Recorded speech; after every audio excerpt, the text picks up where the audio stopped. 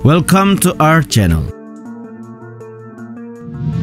Lembaga pemeringkat kekuatan militer dunia Global Firepower atau GPG kembali merilis daftar peringkat militer terkuat di dunia tahun 2022. Tahukah kalian negara mana yang menyabet urutan teratas? Seperti biasa, Amerika Serikat masih memimpin, diikuti Rusia dan Tiongkok di belakangnya. Sedangkan Indonesia menempati peringkat ke-15. Meski demikian, ternyata alutsista Indonesia laris di luar negeri, bahkan diminati oleh negara yang peringkat militernya jauh di atas Indonesia.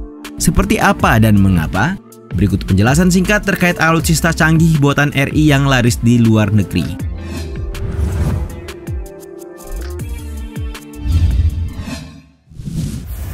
Anoa 6X6. Alutsista buatan dalam negeri layak untuk dibanggakan secara kualitas. Mengapa demikian? Tentu saja karena buatan sendiri harus diapresiasi. Dan yang kedua karena kelas mereka telah menyentuh skala internasional. Contoh paling nyata adalah Anoa 6X6. Apalagi Anoa 6X6 ini telah menekankan debutnya di kancah internasional kala ikut serta dalam misi perdamaian dunia PBB di berbagai negara seperti Lebanon, Afrika Tengah, dan Sudan.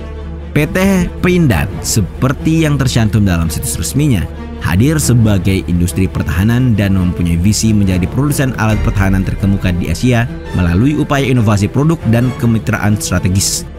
Adapun Panzer Anoa 6X6 telah diproduksi lebih dari 300 unit dengan berbagai varian, mulai dari Anoa 6X6 Mortal, Command, Amphibious, Recovery, APC, Ambulance, dan Logistics. Sementara itu, jenis Anoa 6X6 Amphibious dianggap sebagai yang paling laris, dengan spesifikasi mampu memuat 10 personel dan melakukan penjelajahan sejauh 600 km. Malaysia menjadi salah satu negara yang menyuplai alutsista ini dan memesan sebanyak 32 buah pada tahun 2013 dengan jenis yang berbeda-beda. Kerajaan Brunei Darussalam pun pernah memesan Anoa 6X6 sebanyak 45 unit. Selain itu, ada pula Bangladesh, Irak, Nepal, Pakistan, dan Timor Leste yang masuk dalam jajaran negara peminat Anoa 6X6.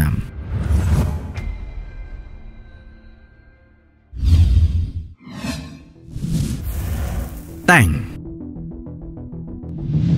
Tidak hanya Anoa 6X6. Sepertinya kendaraan tempur lapis baja satu ini tidak mau ketinggalan mengambil tempat.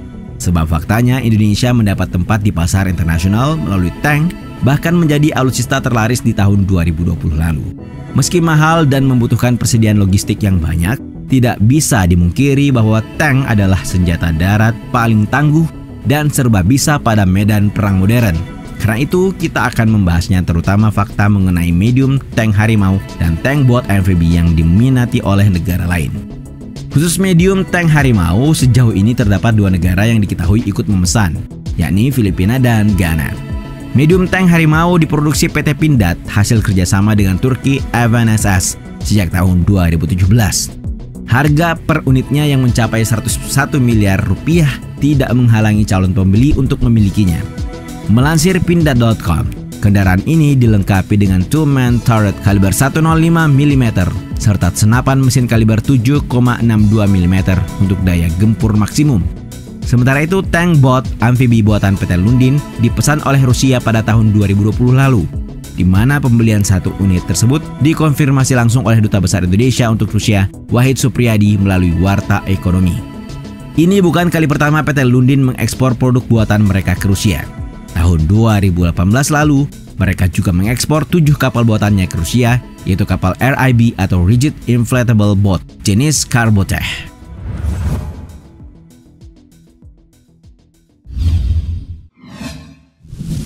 Pesawat CN-235.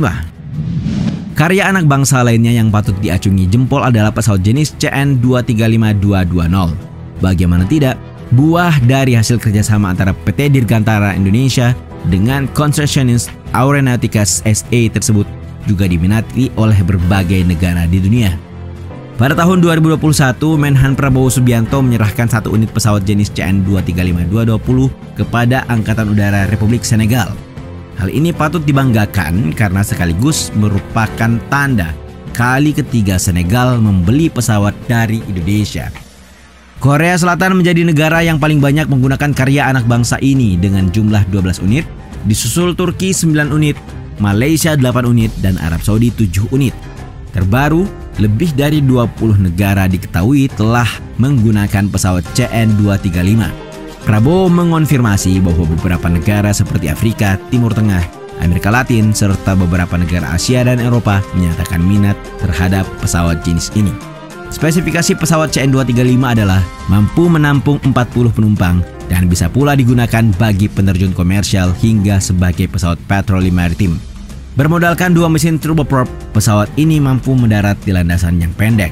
Artinya, pesawat CN-235 mampu take off dan landing di landasan pacu non-aspal.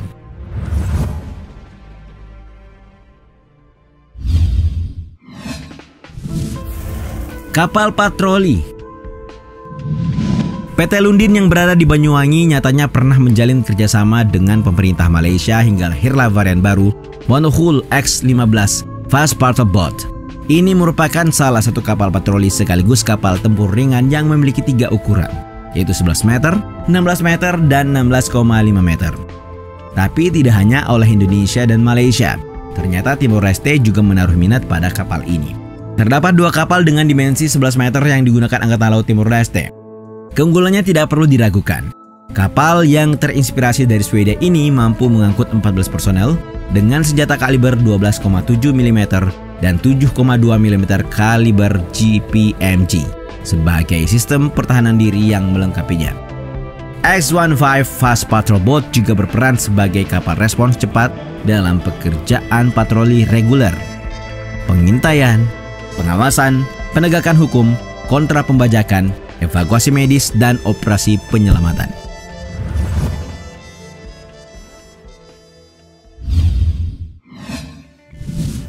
Senjata api Smoke Warhead 80 mm. Tidak cukup sampai di situ. Faktanya Indonesia juga sudah melakukan sejumlah ekspor senjata api. Jenisnya pun beragam, mulai dari roket 80 mm yang diproduksi PT Sari Bahari Malang hingga pistol J2 Premium milik PT Pindad. Pada tahun 2013, Sari Bahari Malang mengekspor kepala roket latih atau Smoke Warhead kaliber 70 mm ke Republik Chili. Sebanyak 260 buah kepala roket yang dimaksud itu akhirnya digunakan untuk kebutuhan latihan perang bagi para tentara.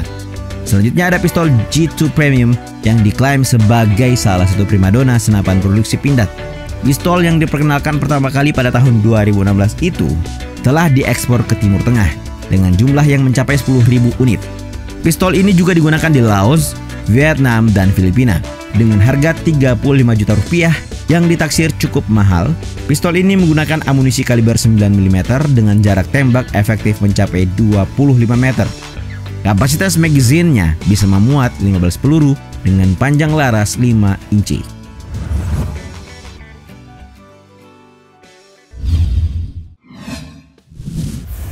Pesawat udara nirawak atau punah.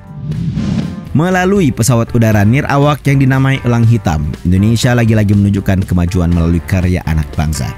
Drone ini merupakan hasil kolaborasi pembentukan konsorsium antara Badan Pengkajian dan Penerapan Teknologi atau BPPT, Kementerian Pertahanan, TNI Angkatan Udara, ITB, PT Dirgantara Indonesia, dan PT Land Persero, di mana nantinya ia berperan untuk mengawasi perbatasan yang difungsikan untuk pertahanan dan keamanan wilayah Indonesia. Bisa terbang selama 24 jam dan mencapai ketinggian 9.000 meter. Elang hitam ini pertama kali ditampilkan pada Desember 2019. Namun karena pandemi COVID-19, Punamel Elang Hitam dijadwalkan terbang pertama pada tahun 2020, diundur ke akhir 2021. Selain dilengkapi kamera dan radar, nantinya drone yang memiliki panjang 8 meter dan lebar 2,5 meter ini juga akan dilengkapi dengan rudal. Jika sesuai target, rencananya drone dioperasikan pada tahun 2024 setelah mendapatkan sejumlah uji sertifikasi. Lebih dari itu, sudah ada kabar bahwa beberapa negara telah meliriknya.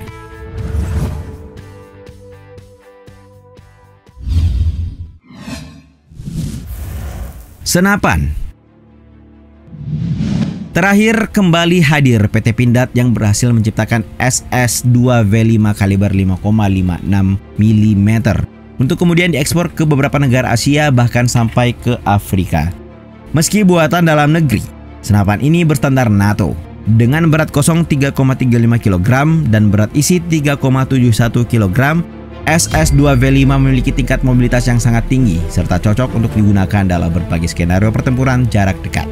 Selain itu ada senapan runduk atau senapan SPR-2, SPR-3 dan SPR-4. Masih diproduksi oleh Pindad, alutsista ini juga diminati banyak negara. Sniper mematikan ini juga umum digunakan pasukan khusus TNI seperti Kopassus khusus SPR-2. Spesifikasinya mampu menjebol baja setebal 10 mm dari jarak 2 km dalam waktu 3 detik. Dan ini juga sudah diekspor sampai ke Fiji. Kabarnya Laos juga menaruh minat pada senapan berkecepatan 90 meter per detik tersebut. Cukup membanggakan karena karya anak bangsa dapat diterima dan diapresiasi hingga ke berbagai negara di dunia. Namun di sisi lain, tidak ada yang berharap bahwa sewaktu-waktu perlengkapan tempur tersebut digunakan untuk melukai satu sama lain. Bagaimana kalian menanggapinya?